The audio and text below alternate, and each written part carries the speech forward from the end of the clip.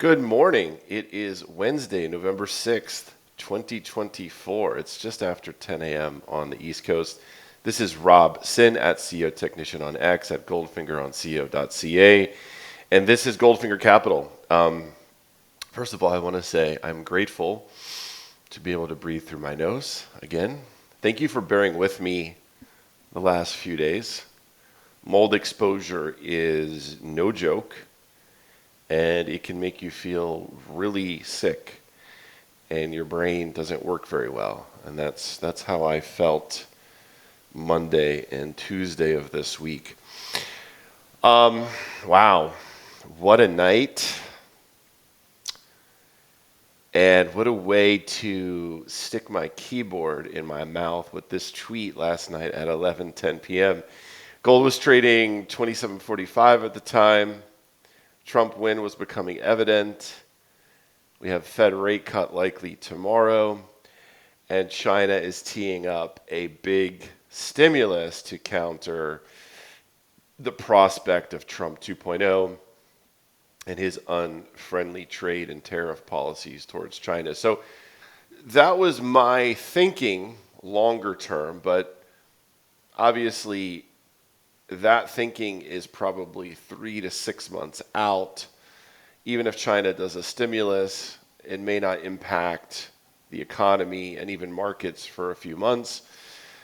Fed rate cuts already priced in, and certainly the one tomorrow is priced in.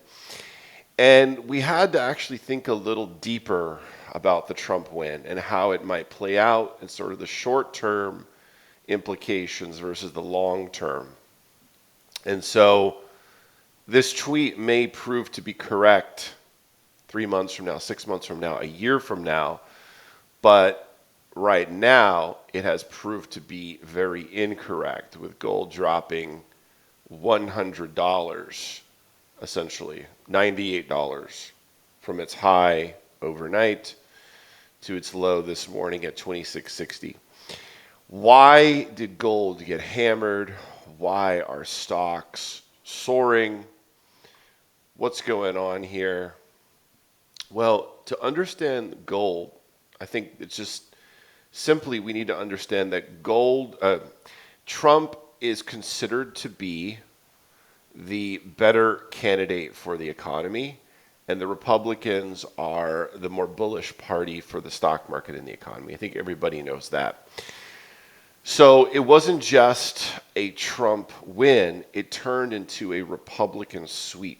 And that was a key difference. So at 11 p.m., gold wasn't yet seeing the Republican sweep, and actually the odds were still in favor of the Democrats controlling the House. So a split government probably wouldn't have been viewed as bearish for gold in the near term. But the Republican sweep means that stronger economy, higher treasury yields, a stronger U.S. dollar, and Trump gets to, enact his tariff policies. And I think that was the big part of the equation that maybe I didn't think about at the time I made the tweet, and probably a lot of other people, missed as well, is that the Republican sweep outcome means a lot more onshoring, America first, dollars come home. So tariffs essentially are going to probably mean a smaller trade deficit for the U.S., so that's bullish for the dollar. More dollars stay at home as companies onshore some of their operations. It's a pro-dollar shift in government to have a Republican sweep. And so that was the big difference between, let's say, 11 p.m. and maybe 2 a.m. is like, oh, they're going to win the House too. So Trump will be able to get through maybe some of his more controversial policies, including his trade policies. There also may be an aspect of this that has to do with the thinking that Trump will be able to make a peace deal between Russia and Ukraine. And so maybe there will be less of a de-dollarization flow into gold, right? So, long story short, we can come up with a narrative. There's always a narrative after the fact. But you could also just say, well, gold had risen since June from 2340 to 2800. And part of the bid into gold was the prospect of an uncertain and contested outcome to the election. We have a clear outcome. There's no uncertainty now. It's a Republican sweep. So sell gold, sell first, ask questions later. At the very least, it's a technical correction back to the 50-day moving average, which it has almost perfectly tagged here this morning, 2660. And actually 2660 is a retracement from a 50% retracement from this breakout in August above 2520 and the 2800 high of just last week, right? So 50% retrace, a correction back to the rising 50-day moving average. It's all very healthy. And what I've done is I've told you all the cases why gold got sold, the so-called bearish case for gold. Well, the bullish case for gold is still quite pronounced. It's really powerful. And Trump is a deficit president. I mean, just look at his first term, look at the deficits that he ran in 2019 and 2020, the trend of the deficit spending. Look at the platform he campaigned on of tax cuts basically across the board and lots of spending. His idea is, well, we're just going to have a really robust economy and it's going to all even out, right? But I don't know, it doesn't quite work like that. So we will see. I am more bullish on gold than I have ever been, but I also understand how this tweet was wrong in the short term, and I fully acknowledge that. And to be clear, I made this tweet and I went to bed. I wasn't long gold futures for the $90 dump overnight. I don't think I would have slept well if I had gone long and gone to bed. But this morning, I've been a buyer. I feel like this is a tremendous opportunity in the gold miners here this morning. We're deep into a correction already. Recall this sector has been dropping for 3 weeks essentially, since October 23rd when Newmont reported earnings. Stocks like IAG are down more than 20% since October 23rd. Kinross, what a gift that was at the open. I got in at $9.20. The low was $9.19. Already popping 7% off that entry. Kinross produced incredible Q3 with $1,500 operating margins, record free cash flow. I mean, this is a company that is doing it right on all levels and putting some of the other senior gold producers to shame.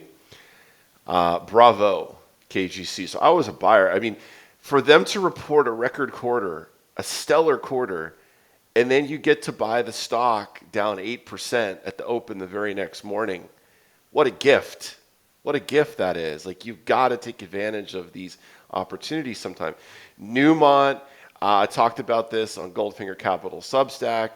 This trade setup was very nice. It was already nice at 45. It's even better at 44. I am long Newmont. Obviously, the chart is butt ugly. This has been a brutal downfall since they reported earnings, but for all the reasons I cited on my Substack post Sunday, this trade is even more compelling now at a lower price, right? And frankly, I got long at 45. Even after gold dropped $100, I'm down 2% on the trade. Oh, wow. I mean, if that's what I'm down when gold drops $100, imagine what happens when gold goes up $50, right? And especially when we get into a stronger, more favorable seasonal period very soon for the gold mining sector, knock on wood, hopefully that asserts itself, and the Newmont stock buyback kicks into gear. Hopefully they can actually get their operations in order and deliver a good quarter in Q4. There's lots of ways to win with this extreme oversold setup in Newmont. Embrace the hate, embrace the ugliness. This is a pretty attractive entry point here at $44 a share. I'm long. I'm obviously talking my book. But just simply put, gold has already achieved its technical downside target this morning at 2660. There was a little, head and shoulders top on this chart. You could show it on like the 4-hour shoulder, head, shoulder. It's not perfect, but it's good enough. Well, it's already achieved the downside target, right? So as ugly as this is, and as painful as it may be for gold to be down $90 an ounce in a single trading day in 12 hours, this could also be it. And really, it's always important to put things into perspective. Like, how many brutal down days has gold had in the last 20 years, right? Yeah, some of them led to bad months and bad years, no doubt about it. But in the grand scheme of things, this is a bull market trend. This is a secular uptrend. We need to put short-term price moves into perspective, right? I am unmoved by this shakeout in gold. Bigger picture, obviously, if you're trading in short term, you're trading futures, you're using leverage or options, it's a whole different ball game, and you need to manage risk accordingly and adjust your time frame accordingly. But bigger picture, as an investor, embrace it. Embrace the pain, embrace the hate, embrace the bearish headlines, embrace people commenting on my X post saying nasty things to me. I love it. I love it, baby. Bring it on. I'm buying gold producers this morning, hand over fist. And then finally, the real Trump trade, the real no-brainer, as much as I hate to say it because I would rather just pound the table on gold, the oil sector. I mean, and just, I'm going to keep it simple, stupid. Chevron and Schlumberger, just not, lower beta, bigger market cap, but charts that are set up very nicely. Chevron's actually breaking out on the daily time frame. It's actually breaking out. I mean, Chevron could be at 165 next week, right? Yeah, okay, that's only 7%, but hey, better than a sharp stick in the eye. You're making money. Like, just stick with what's working. And if it's going up, it's making you money, stick with it, right? And then Schlumberger, I doubled down on this. I was already long Schlumberger walking in today just because of how oversold it got in the last week. But boom, I bought more of it at 42 this morning, doubled down on this one. This could easily come back up to 46 and not even blink, right? Like, it got really oversold before the election. I don't know what they're thinking, that Harris, I just think there's a lot of uncertainty, a lot of fear walking into the election.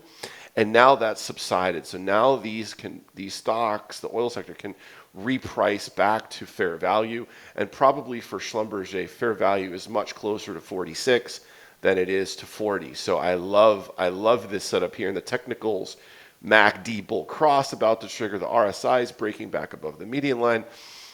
Okay, I got to contain myself. I'm very bullish on oil here. I'm only long two names, though, Chevron and Schlumberger. So it's not like I'm all in, but I'm very bullish on it. If I didn't have so much exposure across other sectors, I would probably buy more oil here. And Cameco, like the uranium trade, yeah, maybe, you can make an argument, well, Trump is more bullish to the oil sector, more drilling, more pumping out oil, lower oil price.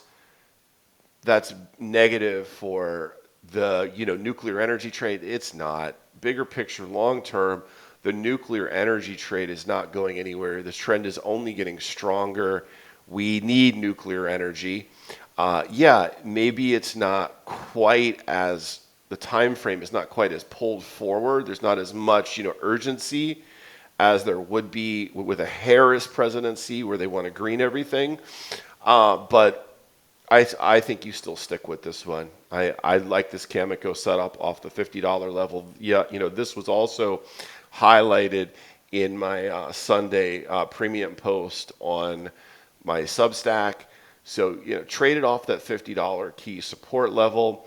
The URA, this whole sector usually has a very favorable November So we'll see. We're early in the month. We'll see if that seasonal trade comes about again this year. So far, it's looking a little shaky, but all bull markets climb a wall of worry. And here, gold's bouncing off the mat a little bit. Yeah, and these guys in this market commentary got it very right. And I think I'll just leave it on this note that it was apparent to those of us in the real world who actually speak to other human beings, like regular people, not people that live in Manhattan or Washington, D.C., or Vancouver, Canada, like actually real people in the real parts of America that are the ones who swing, the election like this one. It was clear to me that there was a big shift right that happened. A lot of my younger friends, people in their 20s and 30s, a lot of them voted for Trump. And these were people that would have called themselves liberals 5 years ago, quite frankly. The political spectrum has shifted so far left in the last 5 years that people that would have been left previously are now right, and borderline conservatives that voted for Trump. This guy who's supposed to be so evil and, like Hitler or whatever, they want to make him out to be. The Democrats shifted this so that they lost because they went too extreme. And it's as simple as that. They just went too extreme. And while I don't think Trump is a great choice, he was certainly the better of the two, right? And that's my opinion, and I'm not afraid to say it. In previous elections, at least one time I did not vote for Trump, right? So, oh well. So here we are today. I think let's focus on making money, and I think long oil services, and buy the freaking dip in the gold miners. This sector is overflowing with cash. They are producing record levels of free cash flow. 26.75 is not a bad gold price, not at all. They're still at record levels of profitability, and stick with the quality. IAG still a very top tier takeover candidate, a potential takeover candidate, and it looks better at a lower price than it did 3 weeks ago at a higher price. And Kinross just absolutely crushing it on an operations level, a cash cow that is lean, mean, and spitting out cash. Thanks for watching. I hope you have a powerful trading week.